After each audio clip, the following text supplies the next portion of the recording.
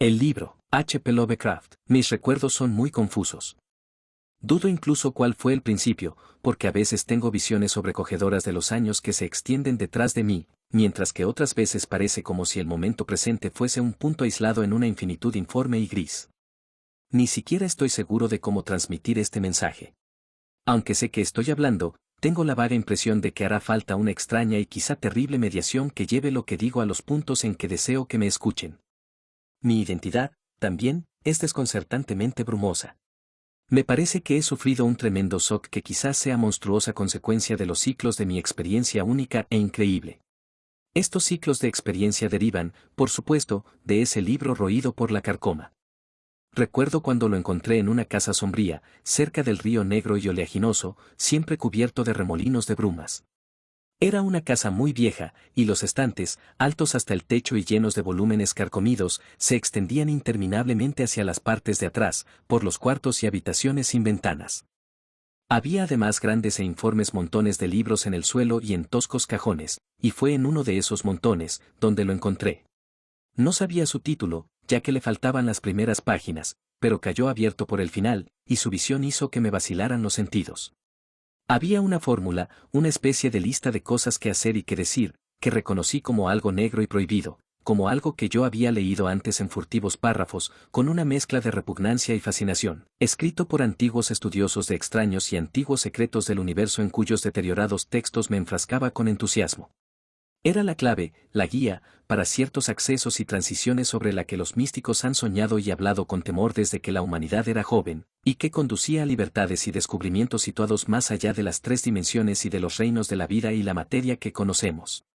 Durante siglos, ningún hombre había recordado en sustancia vital, ni había sabido dónde encontrarla, pero este libro era muy antiguo. No la prensa, sino la mano de algún monje medio loco había consignado aquellas ominosas frases latinas de uncial y sobrecogedora antigüedad. Recuerdo cómo el viejo me miró de reojo, soltó una risita e hizo un signo extraño con la mano cuando me lo llevaba. Se negó a aceptar ningún dinero por él, y solo mucho después supe por qué. Mientras regresaba apresuradamente a casa por las estrechas, serpeantes, neblinosas calles del barrio marinero, tuve la horrible impresión de que me seguían unas pisadas furtivas y apagadas. Las casas destartaladas y seculares, a ambos lados, parecían llenas de una fresca y morbosa malignidad, como si se hubiese abierto de repente un canal de saber malvado hasta ahora obstruido. Me daba la impresión de que aquellos muros y salientes hastiales de ladrillo manchado y fungosas vigas y argamasa, con sus ventanas que me miraban de soslayo, como si fuesen ojos, con sus cristales en forma de rombo, se contenían a duras penas para no avanzar y aplastarme. Sin embargo, solo había leído el fragmento más pequeño de esa runa blasfema antes de cerrar el libro para llevármelo. Recuerdo cómo leí por fin el libro, con la cara pálida, encerrado en mi habitación del ático donde durante tanto tiempo me había dedicado a extrañas investigaciones. El enorme caserón estaba en silencio, ya que no llegué hasta después de la medianoche. Creo que por entonces yo tenía familia, aunque los detalles son muy confusos, y sé que había muchos criados. No recuerdo qué año era, porque desde entonces he conocido muchas épocas y dimensiones, y todas mis nociones del tiempo se me han disuelto y remodelado. Leía a la luz de las velas, recuerdo el incesante gotear de la cera, y de cuando en cuando me llegaba de lejanos campanarios un repique de carillones.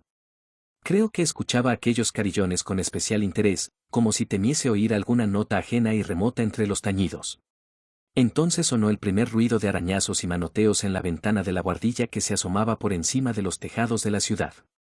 Sucedió cuando leí, a media voz, el 9º verso de ese cántico primordial, y con un estremecimiento supe qué significaban.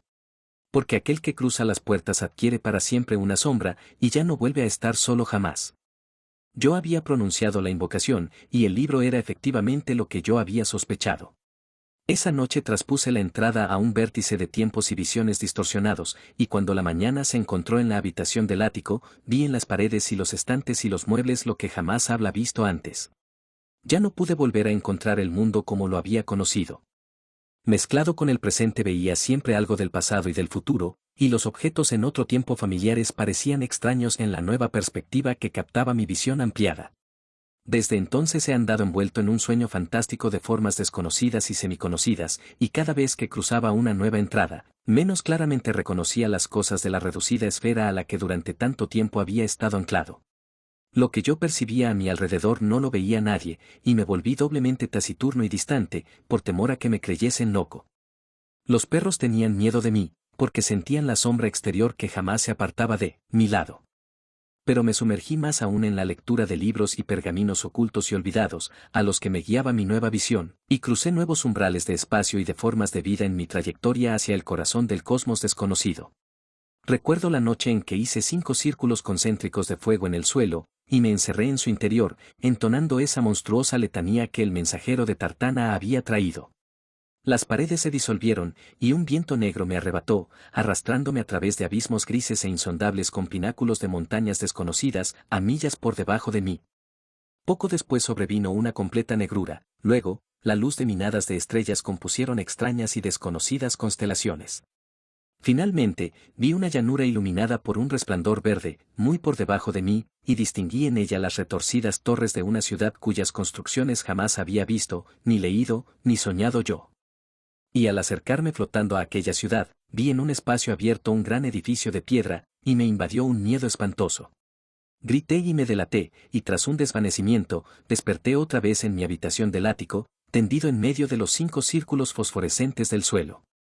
En el vagabundeo de aquella noche no hubo nada que fuese más extraño que las experiencias de las noches anteriores, pero sí sentí más terror, porque sabía que estaba más cerca de esos abismos y mundos exteriores de lo que había estado antes. En lo sucesivo he sido más precavido con mis fórmulas encantatorias, porque no tengo ningún deseo de separarme de mi cuerpo y de la tierra, y quedarme en los abismos desconocidos de donde no podría regresar.